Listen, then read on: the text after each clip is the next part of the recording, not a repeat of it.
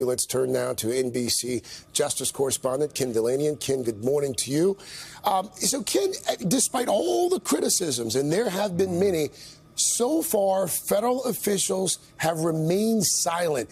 Walk us through the thinking there, and what's the likelihood that that could change sometime soon?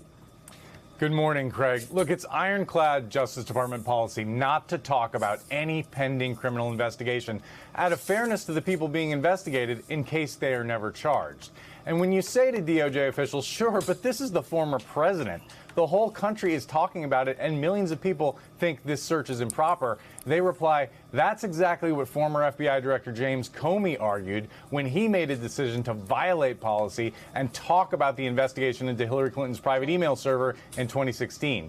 The Justice Department watchdog later concluded Comey's behavior cast a cloud over the FBI, and many people think it changed the course of the election. So, Craig, it appears that Merrick Garland is determined not to go anywhere close to that line. All right, let's pivot here and talk about what's expected to happen today. Separate investigation here in New York. Former President Trump expected to be deposed in that investigation today.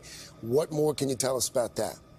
That's right. He will answer questions under oath today from the state attorney general's office in their civil investigation into his business practices. And this is a high stakes moment for the former president, Craig, because the New York attorney general has already said she has found evidence of fraud in how the Trump organization valued various properties, though she's still trying to figure out who was responsible.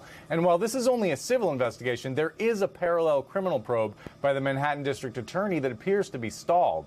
Given the criminal jeopardy, Trump might be wise to assert his Fifth Amendment right not to answer any questions, as his son Eric did more than 500 times in this case. But that would be a bad look for somebody who wants to run for president. Trump himself has said that only guilty people take the Fifth.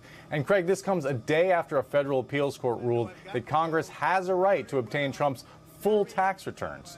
Now, Trump can appeal this ruling, and if he does, Democrats will have to hope a final decision arrives before next year, when they may lose control of the House, Craig. And to be clear, that appeal could potentially go all the way to the Supreme Court, correct? Absolutely. All right. Our Justice correspondent, Ken Dilanian. Ken, thank you.